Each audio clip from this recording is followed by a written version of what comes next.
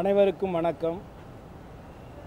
வரக்கூடிய அக்டோபர் 27 ஒட்டுமொத்த ஏசியை இணைத்து இந்திய சுதந்திர போராட்டத்திற்கான விடுதலையை விதைத்த ஜம்புத்தீவு பிரகடனத்தை இந்த உலகத்திற்கு அறிவித்த பிரகடனப்படுத்திய மாமன்னர்கள் மருதுபாண்டியர்களுடைய விழாவிற்கும் இந்திய தேசத்திற்காக தன் வாழ்நாளில் காவாசி நாட்களை சிறைச்சாலையிலே கழித்து தேசத்தினுடைய விடுதலைக்காகவும் அனைத்து சமுதாய மக்களுடைய நல்வாழ்விற்காகவும் தேசிய தலைவராக வாழ்ந்து இன்றைக்கும் கோடான கோடி மக்களுடைய மனங்களிலே உள்ளங்களிலே வாழ்ந்து கொண்டிருக்கக்கூடிய தெய்வ திருமகன் பசும்பொன் முத்துராமலிங்க தேவருடைய அக்டோபர் 30 ஜெயந்தி விழாவிற்கும் தமிழக மாண்புமிகு முதலமைச்சர் அண்ணன் மு.க.ஸ்டாலின் அவர்களை கலந்து கொள்ளுமாறு நானும் நான் சார்ந்த என் முக்குளத்தூர் புலிப்படையின் சார்பாக அவரை வரவேற்பதற்காக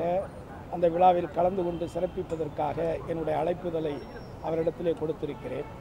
அந்த விஷயமாகத்தான் இன்றைக்கு நான் மாண்புமிகு தமிழக முதல்வர் அவர்களை சந்தித்து என்னுடைய அழைப்பை கூறியிருக்கிறேன். 2026 சட்டமன்ற தேர்தலுக்கு முக்குளத்தூர் புலிப்படை என்ன முடிவில் இருக்கீங்க? நான் ஏற்கனவே அறிவித்ததுதான். கடந்த பாராளுமன்ற தேர்தலிலே எப்படி ஒட்டுமொத்த இந்த தேசத்தை ஒரு மொழி வழியாகவும் ஒரு மத வழியாகவும் பலதரப்பட்ட மதங்கள் இனங்களாக வாழ்ந்து கொண்டிருக்கக்கூடிய ஒட்டுமொத்த உலகத்திற்கே இந்தியாவினுடைய ஜனநாயக நாடுகளிலே இந்தியாவிற்கென்று ஒரு தனித்துவம் மகத்துவம் இருக்கிறது என்று சொன்னால் அது பலவேறுபட்ட மதங்கள் மொழிகள் பல ஜாதிகள் என்று பிரிந்து வாழ்ந்தாலும் இந்தியர்களாக ஒன்றுபட்டு வாழக்கூடிய இந்த நிலைதான். அந்த நிலைக்கு உலை வைப்பது போன்ற கொள்கை சித்தாந்தங்களை கொண்ட பிஜேபியினுடைய ஒரு அவர்களுடைய ஆட்சியோ அவர்களுடைய கட்சியை சார்ந்தவர்களோ தமிழகத்திலே வேரூன்றி விடக்கூடாது என்பதற்காகத்தான் கடந்த பாராளுமன்ற தேர்தலிலே நான் திராவிட முன்னேற்றக் கழகத்தை ஆதரித்து அந்த சித்தாந்தத்தை எதிர்த்து அவர்களுடைய சித்தாந்தத்தால் குறிப்பாக ஆர்எஸ்எஸ் சித்தாந்தத்தால் பாஜகவினுடைய நிலை இங்கே வேரூன்றுமையானால் எதிர்காலத்திலே நமக்கான அடையாளம் நமக்கான மொழி நமக்கான இந்த மண் நம்மைக்கு இல்லாமல் போய்விடும் என்ற ஒரு அபாயத்தை மக்களிடத்தில் எடுத்து சொல்லி நான் தேர்தல் வேலைகளை செய்தேன்.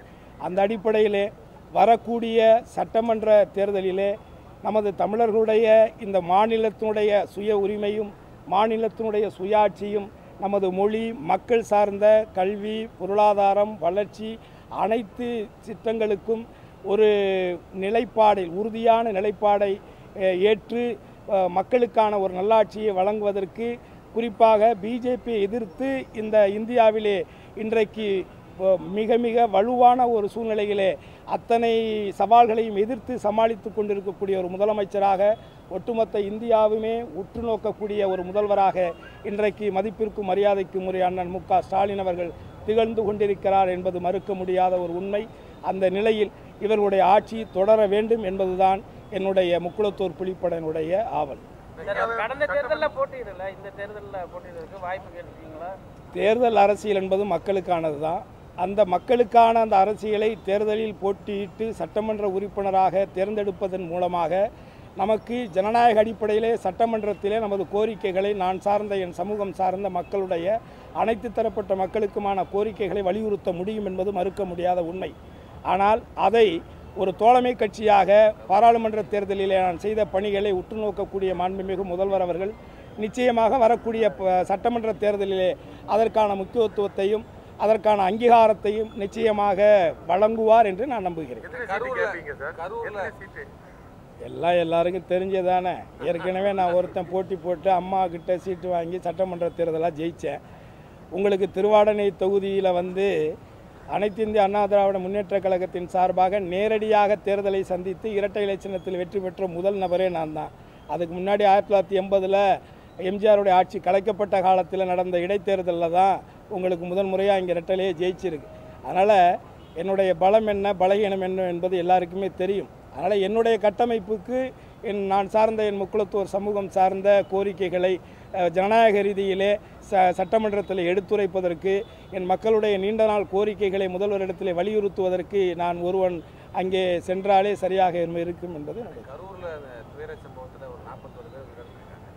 தாவேகா தலைவர் விஜய் இதுவரைக்கும் கரூர் போய் நேரில் நேர்ல மக்களை பார்க்கல. இதை எப்படி பாக்குறீங்க? அது நீங்கள் அதை அவர்கிட்ட தான் கேட்கணும். இல்ல சிபிஐ அரசியல் அதாவது தொடங்கியிருக்காரு. அதாவது இல்ல அவர் கட்சி தொடங்கினது நடந்துருச்சு. அவர் கட்சி 25 நாளா முடங்கி போய் வீட்டுல இருக்கக்கூடிய ஒரு அதெல்லாம் நீங்கள் தான் பனையூரில் போய் கேட்கணும். முதல்ல பனையூர் கேட்டு பூட்டு வெளியில் போட்டிருக்கா உள்ளே போட்டிருக்கான்னு நீங்கள் தான் போய் பார்க்கணும். அதாவது ஒரு மக்களுக்கான அரசியல் என்பது மக்களுக்கானது. அந்த மக்களுக்கு பிரச்சனை என்கின்ற பொழுது அந்த அரசியலை செய்ய நினைப்பவர்கள், அந்த மக்களுடைய மூலமான அந்த அதிகாரத்தை கைப்பற்ற வேண்டும் என்று நினைப்பவர்கள் தான் அந்த மக்களுக்கு ஒரு இடையூறு ஒரு கஷ்டம்னாக்கா அந்த இடத்துல போய் நிற்கணும். அதை போய் நிற்க தவறியவர்களை நான் என்னன்னு சொல்கிறது?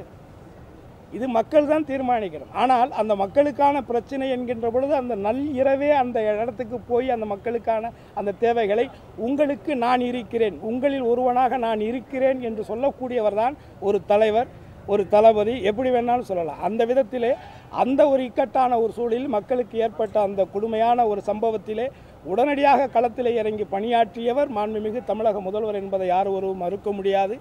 ஆகவே இந்த மக்களுடைய அதிகாரத்தை கைப்பற்ற வேண்டும் என்று நினைக்கக்கூடியவர்கள், அவரை சார்ந்த அந்த மக்கள், குறிப்பாக பொதுமக்கள், அவர் இயக்கத்தை சார்ந்தவர்கள், அவர் கட்சியை சார்ந்தவர்கள், அவருடைய ரசிகர்கள் இறந்திருக்கிறார் கூடிய இந்த சூழ்நிலையில் அவர் இப்படிப்பட்ட ஒரு நிலையிலே இருக்கிறார் என்று சொன்னால் இதை மக்கள் தான் புரிந்து இவர் நமக்கானவரா, இது மக்களுக்கானவரா, இல்லை மக்களுக்கான பிரச்சனைகளுக்கு களத்தில் இறங்கக்கூடியவரா என்பதை மக்கள் தான் தீர்மானிக்கும். ஏற்கனவே பாஜகவை கடுமையாக விமர்சனம் பண்ணாரு. சிபிஐ விசாரணையை கூட விமர்சனம் பண்ணியிருக்காரு. இப்போ அவங்களே சிபிஐ விசாரணை கேட்டிருக்காங்க. நீதிமன்றம் சிபிஐ விசாரணைக்கு உத்தரவு பிறப்பிச்சிருக்கு. இதில் பாஜகவோட பின்புலம் ஏதாவது இருக்குன்னு நினைக்கிறீங்க? எல்லாருக்கும் தெரிஞ்சதானேங்க. இது என்ன புதுசாக என்ன கேள்வி? பிஜேபிங்கிறது நேரடியாகவே என்றைக்குமே எதுலையுமே வரமாட்டாங்க. இந்த மாதிரி அங்கங்கே ஏதாவது சந்தில் சிந்து பாடி ஏதாவது ஒரு பாட்டு கம்போஸ் பண்ணலான்னு நினைப்பாங்க. அதை கம்போஸ் பண்ணுற பாட்டுக்கு டான்ஸ் ஆடுறதுக்கு ஒரு நல்ல நடிகர் கிடச்சிருக்காரு. ஆல்மோஸ்ட் சாங்கு தயாராகும் நினைக்கிறேன். இன்னும் பார்க்கல, நான் பார்க்கணும். நாளைக்கு தான் பார்க்குறதா சொல்லியிருக்காங்க. நிச்சயமாக பார்ப்பேன். அதிமுகவும் தாவேகா கூட்டணியை விரும்புகிறாங்க, எங்கள் கூட்டணிக்கு வருவாருன்னு நேரடியாக அழைப்பு விடுக்கிறாரு. ஏங்க அவங்க ஏடிஎம்கேங்கிறது புரட்சி தலைவி அம்மா அவர்கள் உருவாக்கின ஒரு மாபெரும் எம்ஜிஆர் அவர்கள் உருவாக்கி அம்மா அவர்கள் பாதுகாக்கப்பட்டு என்னை போன்றவர்களுக்கு அரசியல் அடையாளம் கொடுத்த ஒரு கட்சி. ஆனால் இன்றைக்கி அவங்க நடத்துகிற கூட்டத்தில் அவங்க ஏடிஎம்கே கொடியை பிடிக்காமல் இன்னொருத்தவங்க கொடியை பிடிச்சி இவங்க ஆளுங்களே பிடிச்சிட்டு ஆட்டிக்கிட்டு இருக்கிற ஒரு அவல நிலையை நம்ம பார்க்குறோம். இதெல்லாம் யாருடைய தலைமையிலான ஒரு அவல நிலை அப்படின்னா எடப்பாடியினுடைய அவல நிலை தான். ஸோ பதவிக்காக எதையும் செய்ய துணிந்தவர் எடப்பாடி என்பது இதன் மூலமாகவும் நிரூபணமாகிறது. தனக்கான ஒரு மாபெரும் இயக்கத்தை ஒரு எந்த விதமான ஒரு கட்டமைப்புமே இல்லாத ஒரு காட்டாரை போன்ற ஒரு வெள்ளப்பெருக்காக ஓடுகின்ற ஒரு ரசிகர் கூட்டத்தை நம்பி அவங்க கையில் இவங்களே செட் பண்ணி அவங்க கொடியை எடுத்துக்கிட்டு இவங்க கூட்டத்தில் ஆட்டிக்கிட்டு அவர் இருக்காங்க இவங்க இருக்காங்கன்னு இப்படி ஒரு அவலமான ஒரு சூழலை நினச்சி ஏடிஎம்கேனுடைய தொண்டர்கள் ரொம்ப குமுறிக்கிட்டு இருக்காங்க. நிறைய பேர் எங்கிட்டே பேசுகிறாங்க, ரொம்ப வேதனைப்படுறாங்க. ஆனால் இதுக்கெல்லாம் முதல் காரணம் எடப்பாடி தான். அவருடைய சுயநலத்திற்காக அந்த கட்சியை கூட அடமானம் வச்சுட்டு போனாலும் போவார். அதில் ஒன்றும் ஆச்சரியப்படுது. சார், நீங்கள் போட்டியிருக்கிற விருப்பத்தை முதலமைச்சர்கிட்ட தெரிவிச்சிருக்கீங்களா? அந்த ஒரு இடத்தை